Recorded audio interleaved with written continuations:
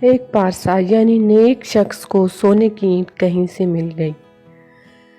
دنیا کی اس دولت نے اس کے نور باطن کی دولت چھین لی اور وہ ساری رات یہی سوچتا رہا کہ اب میں سنگ مرمر کی ایک عالی شان حویلی بناؤں گا، بہت سے نوکر چاکر رکھوں گا، عمدہ کھانے کھاؤں گا اور اعلیٰ درجے کی پوشاک سلواؤں گا۔ غرض تمول کے خیال نے اسے دیوانہ بنا دیا۔ نہ کھانا پینا یاد رہا اور نہ ذکر حق۔ صبح کو اسی خیال میں مست جنگل میں نکل گیا۔ وہاں دیکھا کہ ایک شخص ایک قبر پر مٹی گوندھ رہا ہے تاکہ اس سے اینٹیں بنائے۔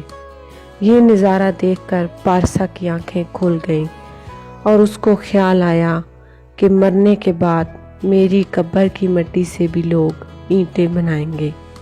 عالی شان مکان، اعلیٰ لباس اور عمدہ کھانے سب یہیں دھرے رہ جائیں گے۔